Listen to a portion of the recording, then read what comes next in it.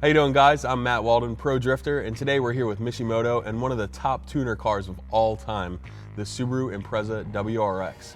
This thing is an absolute beast on the road. With some of the best handling and acceleration a driver can get out of a production car, it's no wonder that these things are popular.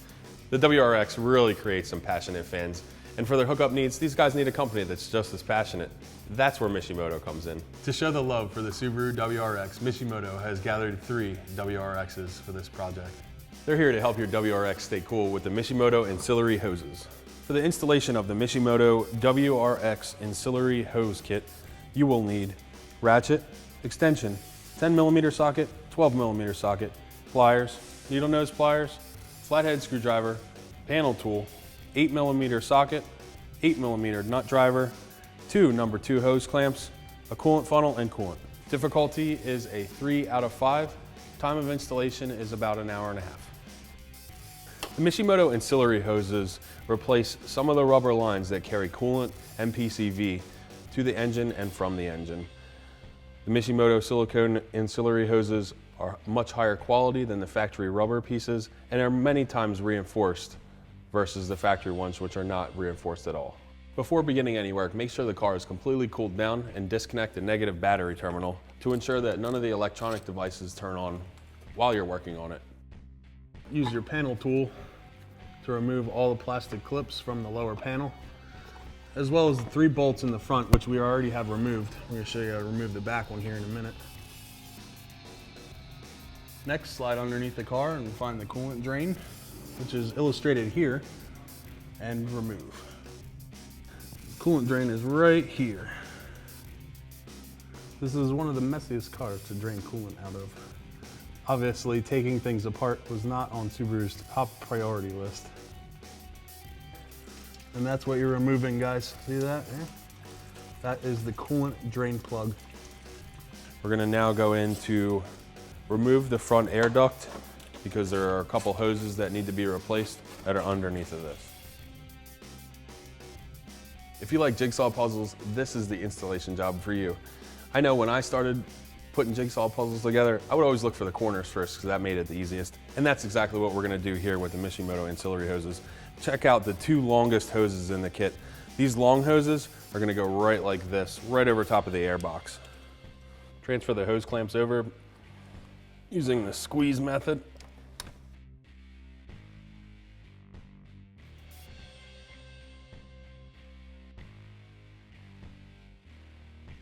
We always recommend using new hose clamps on the hoses.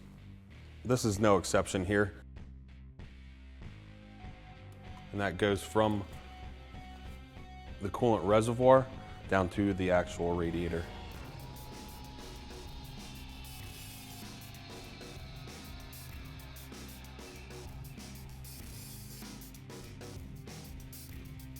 Hose number 3 in the diagram has 2 hard 90-degree bends at the ends of it. It is approximately 6 to 8 inches in length, and this is the PCV hose that comes from the top side of the radiator on the right side of the car, right as in being the passenger side for US markets, right for being driver's side in overseas markets. This is the PCV line that hooks in right here. This hooks into the top of the valve cover. Follow me, I'll show you how to get to that. First, you want to take off the clamp for the intake. Top half of the intake box will be removed for this hose. Next, unplug the mass airflow sensor and unclip the intake box from its housing. Move the 2 hoses you just installed up out of the way for a minute and remove the top half of the box as well as the filter. Just to get at this hose, we have to remove the coolant reservoir tank. This is accomplished by the 2 12mm bolts on top, as well as 1 12mm nut down below.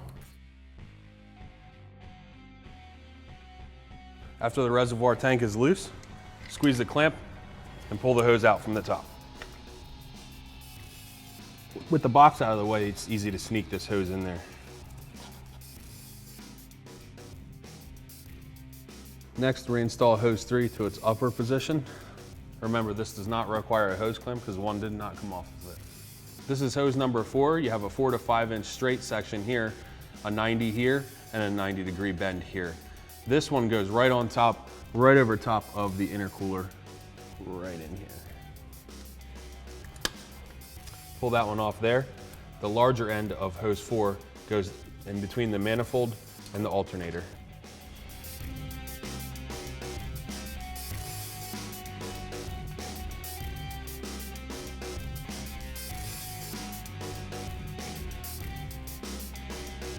Coolant hose number 5 is kind of shaped like an S, and that's 2 90-degree bends, which goes from the turbo coolant line to the reservoir.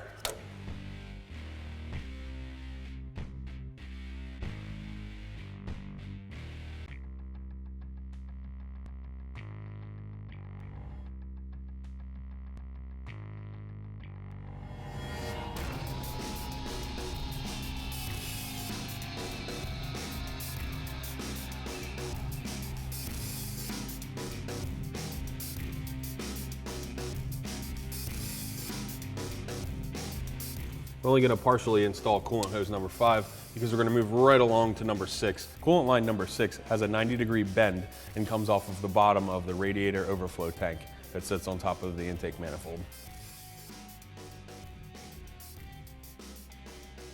If you flash forward now to when the clamp is actually on, we will show you it being installed. Hose number 6 is definitely a tight fit, and you definitely want to make sure that those hose clamps are seated properly on the hose.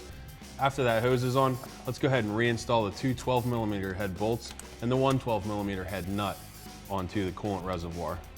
After that's installed, hose number 5 can be reattached.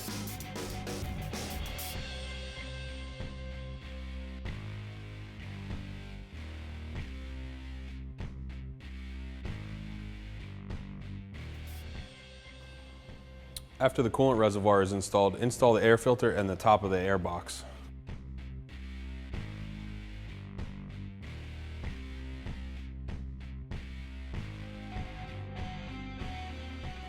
Be sure that you plug in the mass airflow sensor as well. This is hose number 7, which has an almost 180-degree bend followed by a close 90-degree bend. This is the PCV side. If you follow this rail that runs along the intercooler, you'll find a hose at the end of it on the left side of the car. This is the hose you want to replace.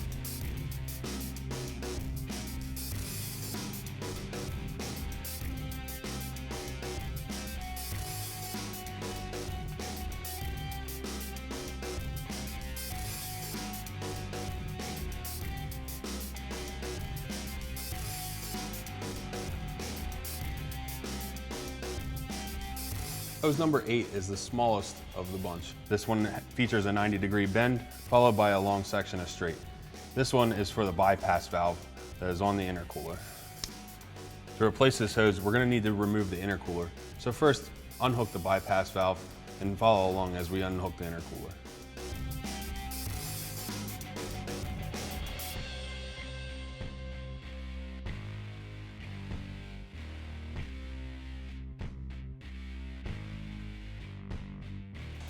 Once you got those two guys loose, there's 2 12mm sockets that hold the whole intercooler in place, one on each side.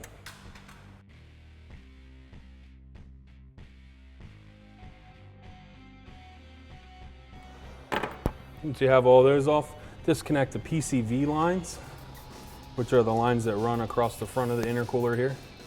And these aren't actually attached to the intercooler, they just run across the front of it. Once everything's loose, you got one more hose clamp to do, or to undo, would be to loosen the hose clamps that go to the throttle body. Once you have all those items disconnected, slide the intercooler out of place. All right, time to install the Mishimoto silicone hose. Now this Mishimoto hose is gonna go in just like it came out.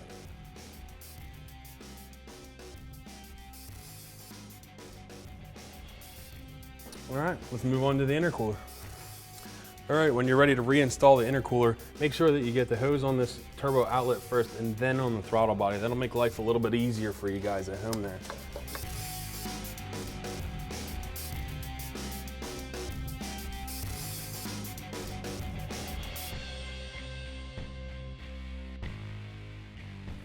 that guy on there, tighten up the clamps. Make sure this is sitting on top of this mount over here.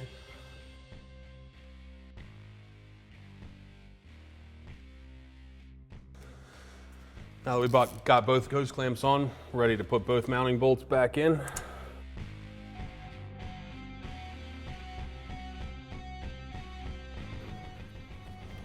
Reconnect your PCV hoses.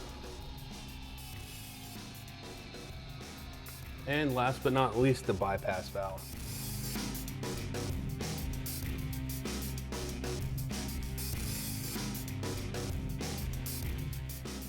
And now for our next step for the ancillary hoses, we'll be refilling the coolant system. We're going to be refilling the system using 50-50 mixture of straight antifreeze and distilled water. If distilled water is not available to you, they do make a half and half mixture, which is pre-mixed and ready to roll. While you're filling coolant, you should check underneath the car to make sure there are no leaks. While that's draining down, let's go ahead and reconnect our negative battery terminal. All right, we're almost ready to fire up the car. Now, before you go ahead and do so, turn the heat on high and turn the fan speed up too. What that does is it allows the air bubbles that are in the heater core to come out through the radiator water neck. Now, after you've done that, make sure everything's working right. Go ahead and fire it up. Make sure you don't have any leaks and you're good to go. This is Matt Waldin signing off with Mishimoto.